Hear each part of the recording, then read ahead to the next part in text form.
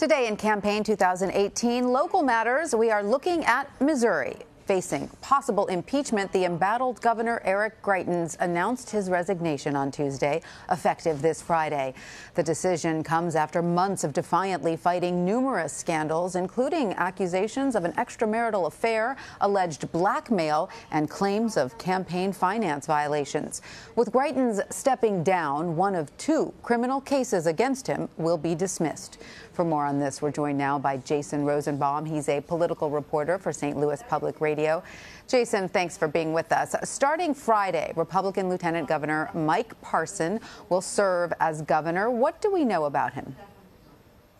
Mike Parson is a former Polk County sheriff. He's a former member of the Missouri House and Senate, and that's markedly different from Eric Greitens, who was one of the first Missouri governors in modern or non-modern history to come into office with no prior elected experience. I wouldn't say that Mike Parson is universally beloved in the Missouri legislature because he has taken some stances that have upset people, but he does have the experience of working with Republicans and Democrats to forge compromise on tough issues, something that Greitens never seemed to grasp in his now short term in office. And Greitens was once a rising star of the Republican Party. How devastating is this scandal to Republicans in Missouri, or are they now relieved that it's over? I think that they're clearly relieved this is over. And I think Democrats are relieved this was over. This had been an exhausting experience for Missouri's political community. Day after day, and the amount of criminal, political, and legal twists and turns was frankly hard to follow and was becoming just a huge distraction from everyday governance, let alone politics. Republicans, though, I think are especially happy that this entire saga is coming to an end because it's happening with far enough distance from the November election to where many voters may not remember every twist and turn come November. Right. So Missouri Republicans were among those calling for Greitens to step down, as you just described. Some feared his possible impeachment could hurt the party's chances in a tight Senate race against incumbent Democrat Claire McCaskill. So tell us about her opponent, State Attorney General Josh Hawley. Hawley was elected in the same election cycle as Greitens, and like Greitens, he had never been elected to anything before. Pretty early on in this entire situation, though, even though they campaigned together, Hawley was one of the most notable Republicans to call for Greitens' resignation, and they'd had a pretty adversarial relationship since that point.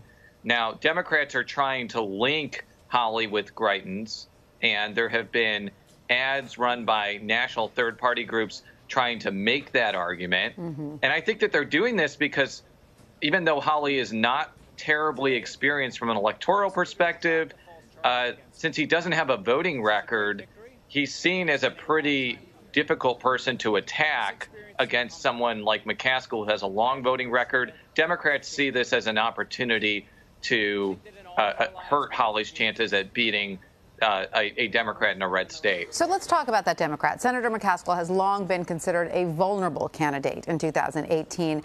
But how have these scandals surrounding Greitens impacted the race?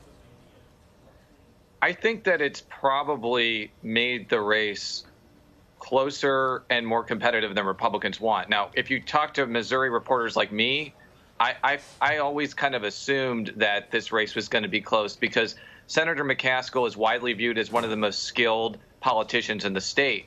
And she has been barnstorming the state long before this entire scandal broke.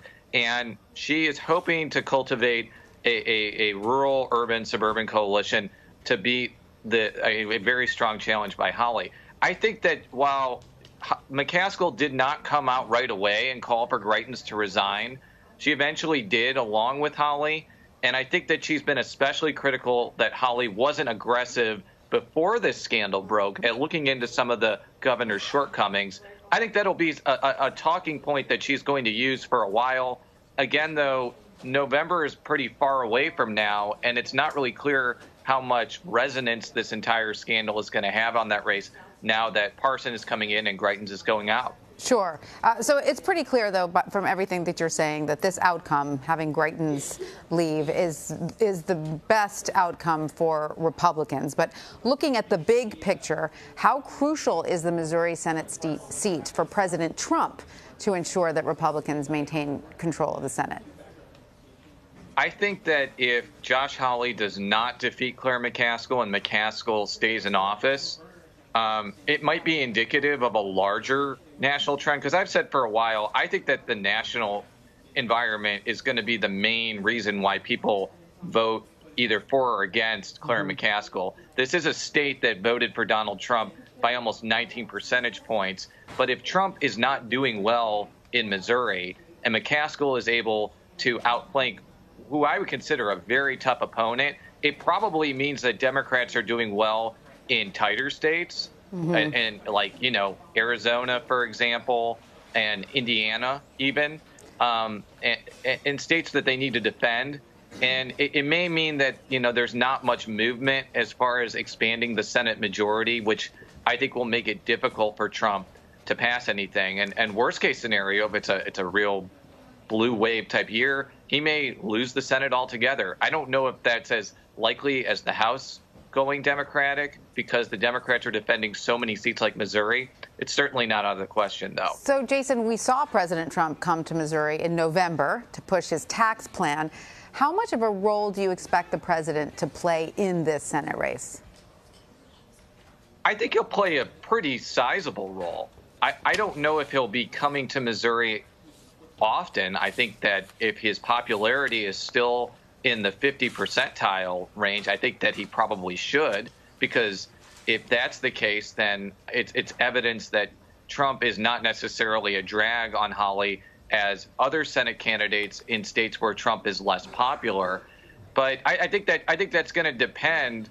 I think whether he gets involved is really going to depend on that, because if his approval ratings are going down, then I would imagine Republicans here wouldn't want him to be with Hawley. But Hawley has attached himself so much with Trump at this point. They've had a fundraiser together. He's been endorsed by the president, and he's said that he is proud to have his endorsement. It's really difficult at this point for Hawley to disassociate himself, even if he wanted to. And he may not want to if Trump's approval ratings continue to be higher than the national average here, which I believe is the case right now.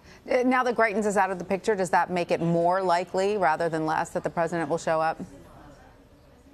I think so. I think so. If he wants to increase his majority, he's going to need to come to states like Missouri, like Indiana, like North Dakota, as much as he needs to go to states like Nevada and Arizona, where Republicans are defending their turf. All right. So get ready for a presidential visit soon. Jason Rosenbaum, thank you so much for that.